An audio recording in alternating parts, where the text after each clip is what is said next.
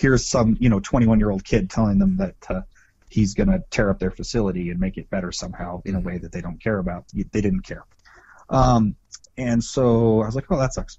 And then one day they stopped doing Friday night drags because nobody was coming. And so we approached them again about 2 months later saying, hey, can we do a Friday night drag because you guys don't do this anymore? We were having lots of fun doing it. We got lots of friends who said they'd come. Can we do this? And they were like, yeah, sure. Pay us $2,000. And I was like, oh my God, you're out of your mind. $2,000 to run down your drag strip. Are you crazy? And they were like, that's what it costs. And I was like, no, I can't do that. And that day I went home and I sold something online, and all of a sudden I had $2,000. And I was like, it's a sign from the drifting gods. I must do this. So I went back to them and I was like, I got the $2,000. And they're like, okay, fine, you can rent the facility for the evening. And the day came, and we brought in 4 times their highest attendance they've ever seen from spectators. We brought in nearly 1,000 spectators, and our highest attendance to that point was about 250. And that was the day where the board looked at me and said, you do whatever you want to do out here.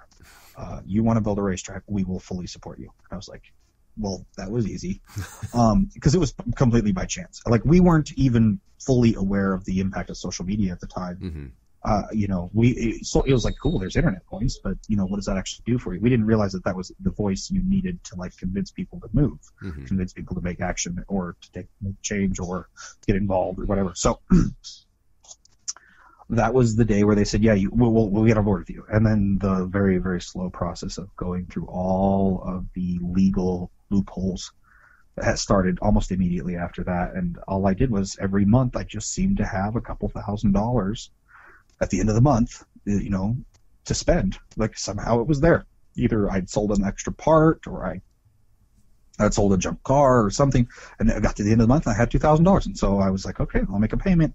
And, we paid first. It was the first people we paid were the port to do the case study, and then there was the engineers to do the layout, and then there was the city planners and the city commission meeting, and down the road. And that took about 2 years and about, I want to say for probably $40,000 now that I think about it. And this is before there was any money to build it. There was, and we didn't even know if they would say yes. Like, it was really dumb on my part, but I loved drifting, and I still do. It saved my life in multiple ways, which we don't need to discuss now. But I love it. This is kind of like, this is my raison d'être. This is my love letter to a sport that saved my life. And so I continued to just take my time and kind of fuck with it. And eventually we got to the point where all of the legal paperwork was finished, and I still didn't have any money to build it. So we decided to try crowdfunding. This was like 2015 or 16.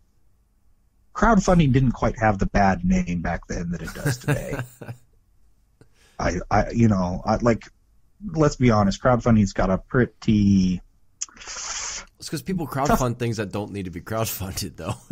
well, I mean, like, it's, yeah, but even like today, like, if someone came out to crowdfund like the next SpaceX, the BFR rocket, like, I'd give them money. Fuck yeah, in a heartbeat, I'd give them money. But like, I think it just, like, they won't do it because it just has a bad rap. Because the biggest problem is it's not hard to ask for money. It's harder to actually do all the work associated with the money. And the number of people who can go, hey, give me money, I'll do something with it, and the number of people who can actually get it done are not the same number of people. Yeah. And so I think that's kind of why it has a bad rap. But at the time, I had no ulterior option. I was still making $10 an hour working for a day job, and I was selling little knickknacks on the side, but nothing special.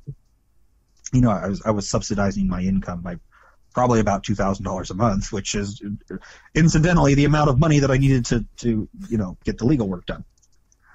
And so we had gotten through all the the lease was done and written up and everything was good, and so we decided that we would launch a crowdfunding video. And I spent probably 6 months planning that video.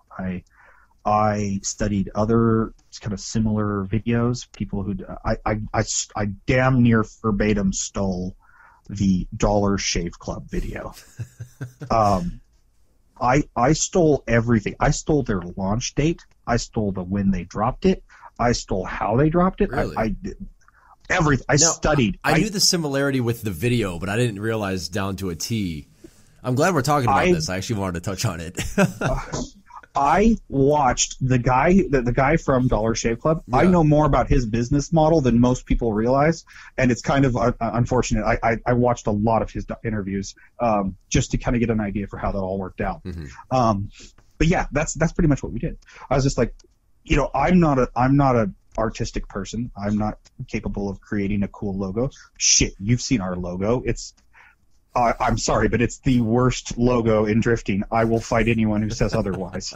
Like, nobody has a worse logo than the Villains Box logo. That is ultra shit, and I'm so don't care about branding or advertising. I just don't even care to fix it. Like, I don't care. I'd say you're doing okay regardless of the logo. And I think someone once said, like, it doesn't really matter what your logo is. It's what matters is what you do with it. At the end of the day. So yeah, there's that. Yeah, I studied.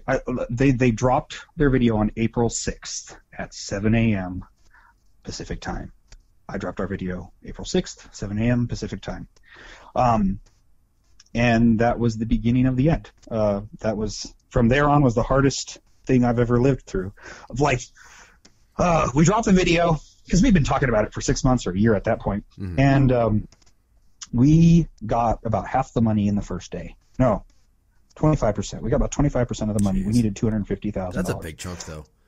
Yeah, it was. Like, I think $50,000 showed up day one, and then not another fucking dime rolled in. And we got to within 3 days of the end, and we still only had $50,000. And this is the point where I said, well, I've got two options. I can either tell people we can't do this, or I can lie. And I lied. I told people we only had 50 or 60 spots to go. Mm-hmm. Because I was thinking, hey, worst case scenario, a few more people buy and we finish it, or we got to give everyone their money back. So I lied, and I told everyone we only had, 50 spots to go. And all of a sudden, sheer panic took over. And the rest of the spots sold in about 24 hours. That's so nuts. Yeah, it was crazy. Like, it's FOMO. It's called FOMO. It's why Bitcoin kind of took off for no reason at all. It's the fear of missing out. Yeah. This is an economics thing you can learn about in school. I didn't understand it at the time. I was just lying through my teeth to try and get people excited about what we were doing. And it worked. And we raised all of the money. I think we raised it all within 6 hours to go of the closing date. Jeez. So that was really cool. And I went home the happiest man I've ever been, and I woke up the next day the happiest man I've ever been, and I came to work, and I got a phone call. And the phone call said, you cannot raise this money for this use. We are locking it up. What had happened was we had sold access to a facility over time to a non-existent facility through PayPal. Mm-hmm. And PayPal was pretty much like, the problem is with this system is because you said 10 years, any one of these people can come back to us 9 years from now and ask for a full refund. And I was like, yeah, but you could message any one of these people. They're not going to tell you they want refunds. And they were like, we don't give a shit. You can't do this. Your money's locked up. And there were things I didn't understand at the time. Now knowing more, what happens with these companies is when Company A starts up to sell T-shirts, they sell $1,000 their first month. PayPal or any ACH, MasterCard, the rest of them, any background card processing system, they effectively are taking on risk because they assume you're going to ship the shirts and there isn't going to be a problem between the two end users. Well, the problem is you start up little company A or B and you do this and you grow to $1,000, $2,000, $10,000, $20,000 a month. They're not gonna really bat an eye. But if you go from $10,000 a month to $250,000 in a month, that sets off alarms everywhere. Everyone and their dog goes, all right, what the fuck is going on here? They pretty much covered through everything. They wanted to look at everything. And they pretty much just said, like, yeah, we're going to freeze the funds for 6 months, make sure nobody wants a refund, and then we're going to give it back to you. And I was like, I was upset. I made a post online, talked to people. I was like, what should we do? And everyone said, let's wait. And then someone messaged me and was like, yeah, you should get that in writing because that's not what they actually do. And I was like, well, pardon? And then they told me about their situation. So we went back over their article with a fine-tooth comb, and we discovered they were only going to release 10% of the money. and prorate the rest over 5 years. And I was like, well, I'm sorry, what? You're going to hold on to and at this point, my little business was floundering badly. I had quit my job not 3 months before.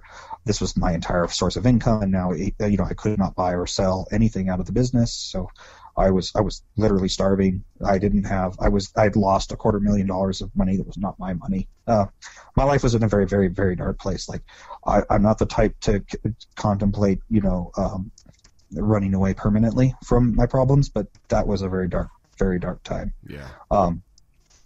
And so we got a lawyer involved, and somehow, I'm not exactly sure what he did, he got them to get the money back to the people who originally kicked in. That took months. I think that took like a month. And that finally went through. And then we tried again to raise the funds in a even less legal way, but a much more legal way. It's complicated. We threaded a needle by selling merchandise, overpriced merchandise, effectively, because we never told anyone that there was a 10-year. If you looked at the website, it was just like, you're buying a really expensive shirt and sticker. Now, and people were like, okay, so this is where my question is: did you guys just come up with fuck, or was that a thing before VSL was ever existent? No, that was just like, that was. A friend of mine is like, let's sell a sticker. And I'm like, well, it's got to not have any, like, it's got to be really easy to make because we got to make lots of them, right? Mm-hmm. And so he was like, well, we'll just say fuck. And I was just like, Fuck. There's no weeding that sticker. Perfect, we'll do it. Literally. I picked it because there was no weeding, and the font was nice and blocky. So that was it. We made all those stickers in one night. A friend of mine, Justin Nigro, made those for me. And the next day so the next business was set up very differently. We set it up as we actually set up Fuck Apparel as a limited liability. No, it wasn't an LLC. I think it was an S corp. We set it up in a completely different business model to skirt some rules on how money comes in and how money goes out and what it's used for. Mm-hmm. And so we had someone come in and help us build that whole thing out for us, and that was another stressful time. But essentially, we bent the rules to raise the money the second time. Now, here we are 6 months later, trying to raise the money again. And as you can tell, we've already kind of poisoned a lot of people because, they were like, well, obviously, if they're not prepared enough to do this, how the fuck are they prepared enough to do that? You know what I mean? So less than half the money came back the second time around.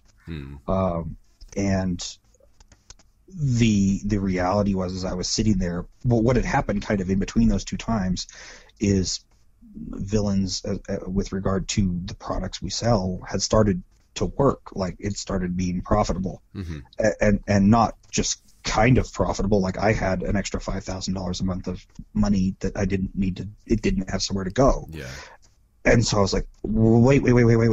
I know we don't have all the money, but we've got this extra income that doesn't technically have anywhere to go. What if we just borrow more money and then just use this income to pay for it? And, hindsight being 20/20, that was very foolish. Very foolish, because here I was putting, the little business that I had just built at huge risk to try and achieve something that, may very well not work. Mm-hmm.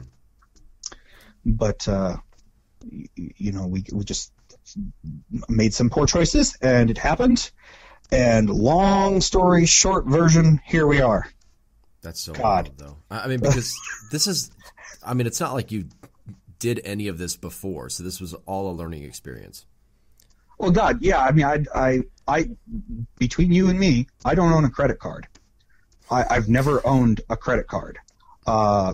Between you and me, I have never had more than $1,000 to my name before we started this project. I had never owned. The most expensive tool I owned was a lathe that was probably worth about $1,200 that was given to me. The next most expensive tool was a welder I paid $400 for. Like, I'm not trying to say I came from nothing. I'm just trying to say, like, I didn't know anything about anything back then. My simple lack of experience made me very excited about the future and excited to try anything because I had nothing to lose. Yeah. And so that's, what they say, every king should fear most a man with nothing to lose. that was the situation I was in. Now looking back, I go, what the